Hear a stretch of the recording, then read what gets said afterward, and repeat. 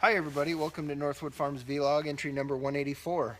And I'm Emma. I'm Kip, and this is Vivian. My little challenge horse. And it is January 2017, and we have no snow and no ice. Hallelujah. Yep, we had the biggest snow event since 1980, so you've been stuck here for like 3 weeks. Yes, it was horrible. Thank It God was we were nuts. able to launch the challenge remotely. Thank goodness, because our team was spread out everywhere.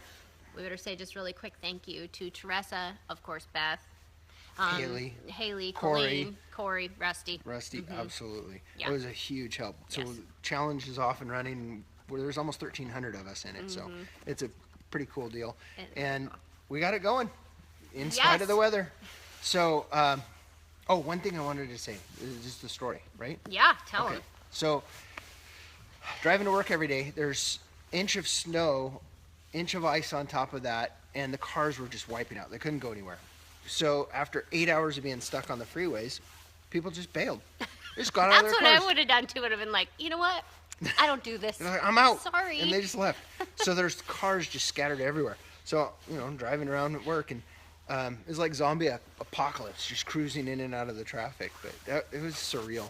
But so thank crazy. God it's all done. Yeah. So I was stuck up here, you guys, for 3 weeks, pretty much. That's too long.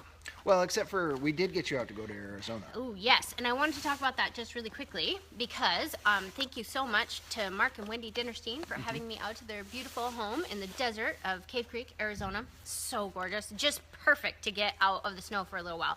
But I got to go to a Manuel Trigo Flying Changes Clinic, and that was really interesting. It was so cool to get to see somebody else that has a very different, reliable, consistent, absolutely well thought out system for teaching flying changes. And I got to see it repeated multiple times. And any of you guys that know Manuel know that he absolutely has things thought out down to a T. So that was really cool. And one of the things that I thought was especially interesting that he mentioned is that a flying change is really a pass-fail. Which is why he's serious, and everybody that you talk to really is pretty serious about preparing for a flying change, so that when you get to it, you just do your best, and you're either going to pass or fail in that moment, because it is timing. Right, absolutely. Yeah, so it has to. So I thought that was a really good point. And then Plus, I have to you say, got to see it on the PREs and the Andalusians. yes, Pretty so fancy. There's all these very Baroque style horses there, and getting to watch them go, for days. And they're so, they're the manifestation of exaggerated collection, right? Just because that's how they're built.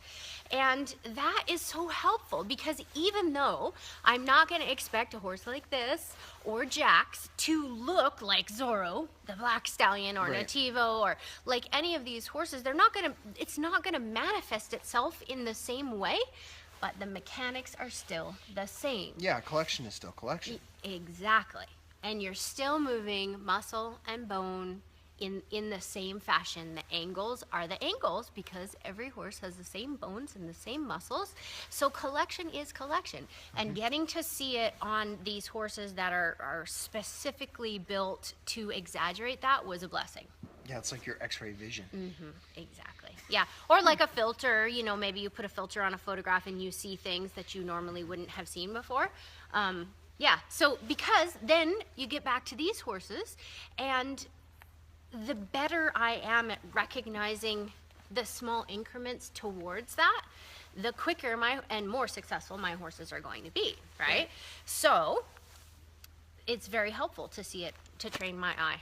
Yep. And so, yeah, that was really cool. So then the other part of it too is, going back to the challenge, I wanted to talk about how, with all the snow and all the junk that's been going on across the country right now. When I flew to Arizona, by the way, yeah, our whole country was like covered. frozen until I got to the Grand Canyon. I'm like, oh, look, all these guys are under snow and ice too. So, I'm going to have a really late start with this challenge, but that's Kip usually. That's pretty normal for me. But it's not too late. I mean, that's not even close to being too late. No, you can still get it done. There's some people, they rush through and they get done way ahead of time. But, which is fine too. Yeah, so But don't feel don't like be discouraged though, because you're not getting your hours in. Because you're fine. So you just you can do it. And the point of this challenge was that it's going to be a challenge just to get the horsemanship in. Right. And so it's not about moving it to an easier time. It's just about like do your best. Try to work it out now so that when the weather gets better, when the days get longer, when things get easier, then you'll really be off and running. But Yep. we're at the end of week 2 and the weeks do go by quickly, but don't panic. If you're not Absolutely. really going yet, it's okay. Yeah, there's like 1,300 of us almost, so whew, big group. This is gonna be fun. Yes, with lots of different circumstances. And we sure love reading everybody's stories Absolutely. and getting to see your pictures and your videos. Very, very cool. Yep. So that should be it for this week. Let's get out and ride some ponies. All right, everybody have a good week going forwards. All right, we'll see you guys. Bye. Bye.